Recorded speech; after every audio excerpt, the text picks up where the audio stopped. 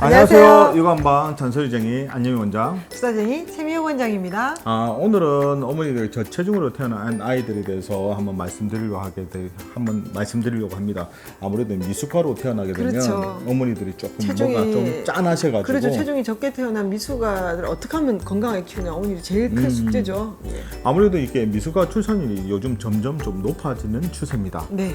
국회 보건복지위원회에서 조사상으로 연간 2.5kg 미만의 저체중 아이의 비율이 1993년에는 한 2.59%에서 네. 그러니까 2014년에는 5.54%의 20년 사이에 한 2배 이상 늘었다고 합니다. 20년 사이에 무슨 일이 있었죠? 요즘에 결혼도 조금 늦게 하시고 네네. 요즘 첫째를 그 30대 초반에 하면 그것도 빠른 거라고 보시가. 근데 지금 데이터는 거의 2014년 얘기를 하시는 걸로 봐서는 이제 예전인데 그 얘기가 또 시간이 늘었겠- 돼서 저희 한의원에 오시는 애들 보게 되면 또 미숙한 애들도 생각보다 많고 네. 그리고 요즘에 또 이게 시험관 아기 같은 데서 쌍둥이 애들 생긴 애들 좀 있잖아요. 그러니까 이게 자궁 환경이 안 좋아진다는 얘긴데요. 그러니까 약간 늦은 출산, 그러니까 약간 늦은 나이에 출산하니까 아무래도 자궁 기능이 젊은 엄마에 비해서는 아무래도 떨어질 거고 스트레스도 자궁에 영향을 끼칩니다. 그러니까 이 자궁 환경이 약해지면 여기서 제대로 영양분을 못 받으면 저체중이 태어날 수도 있고 미숙아로 나올 수도 당연하죠. 있습니다. 그래서 또 특히 이제 1.5kg 미만의 이제 극소 저체중은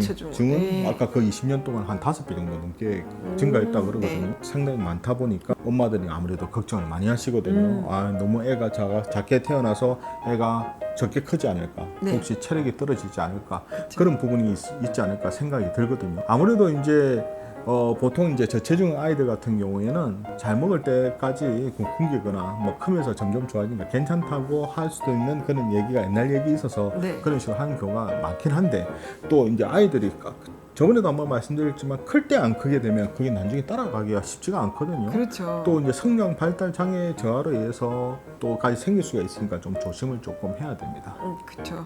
그러니까 이 아이들 중에 잘 먹는데도 체중이 잘 늘지 않는 경우에는 평상시에 이렇게 식욕도 없고 이제 편식이 좀 심한 경우도 있거든요.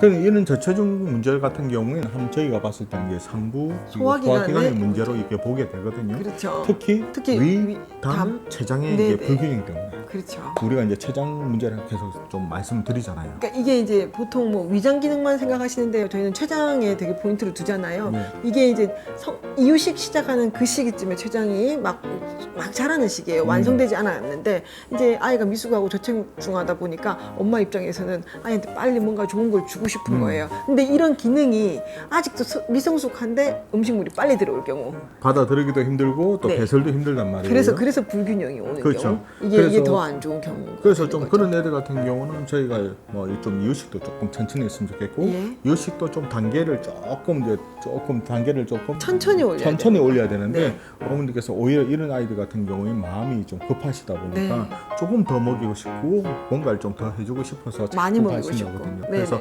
이게 저체중아라든지 미숙한 성장 발달을 위해서 엄마가 지켜야 될 게 몇 가지가 있습니다. 네.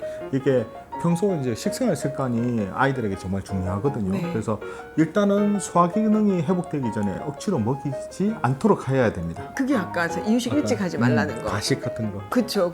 치아가 나기도 전에 이유식을 빨리 하는 경우 어머님 6개월 때 다들 시작하잖아요. 근데 우리 아이가 조금 이런 기능들이 조금 더디다. 늦다라고 생각하고 조금만 천천히 이유식이나 이런 것들 시작하시는 게 사실은 그 미숙아 저체중 아이한테는 도움이 되거든요. 그걸 꼭 좀 기억하셨으면 좋겠습니다. 그리고 또 이제 아무래도 이제 지가 이제 밥을 먹기 시작하는 시기에서부터는 이제 특히 이제 이런 아이들이 편식하기가 쉽단 말이에요. 네. 그래서 아이들이 안 먹다 보니까 어쩔 수 없이 그나마 좋아하는 음식이라도 먹여보자는 생각으로. 그러니까 안 먹으니까 다른 거를 자꾸 주는 거예요. 그렇죠. 단맛 나는 거 내지는 인스턴트 식품을 그런 준단 것들. 말이에요. 네. 이런 식생활 습관은 아이의 성장뿐만 아니라 건강이라든지 면역에도 위해서도 좀 안 좋다고 저희가 봐야 돼요. 그렇죠. 아무래도 자극 음식을 먹게 되면 다른 걸 더 안 먹고 그것만 먹으려고 할 거 아니에요. 그렇죠. 그래서 이렇게 이 아이들을 조금 엄마들이 신경을 쓰시면서 약간 5대 영양소가 잘 균형 잡힌 식사를 하게 만들어 주는 것이. 야, 정말 어렵네요.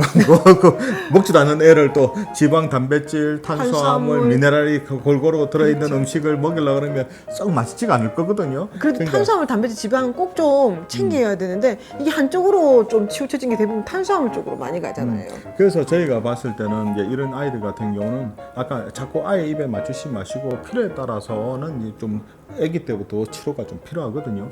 아이가 안 먹는 거는 저번에도 한번 말씀드렸겠지만 이게 배가 불러서 안 먹는 게 아니라 소화가 잘 안 되기 때문에 밥 때도 배가 안 고파서 그렇거든요. 그러면 소화가 잘 되게 만들어주면 됩니다. 네네. 그러기 위해서는 몸의 균형이죠. 네. 아까 췌장이 특히 이제 아기들 같은 경우 돌 전후의 아이들 같은 경우 췌장의 기능이 아직도 완성되지 않기 때문에 미성숙되기 때문에 그걸 조금 더 균형을 잡아주게 되면 훨씬 더 좋아진다고 저희가 보는 거거든요. 그렇죠. 만약에 이런 부분에 대해서도 조금 자신이 없다 이렇게 하실 경우는 정말 조금 한의학적으로 상담을 받고 치료를 하는 것도 도움이 됩니다. 네.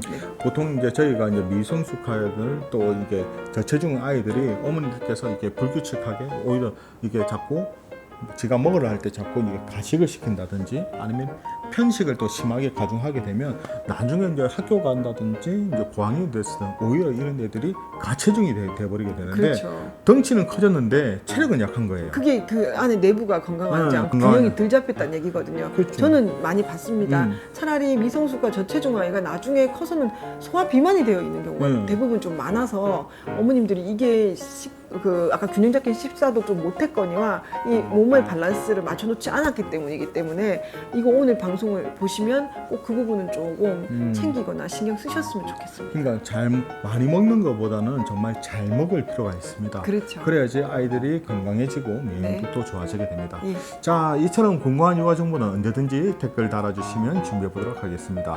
우리 아이들을 위한 잔소리쟁이 안유미 원장, 수다쟁이 최미영 원장이었습니다. 좋아요와 구독하기도 잊지 마시고요. 다음 영상에도 만나 뵙겠습니다. 육아는 한방.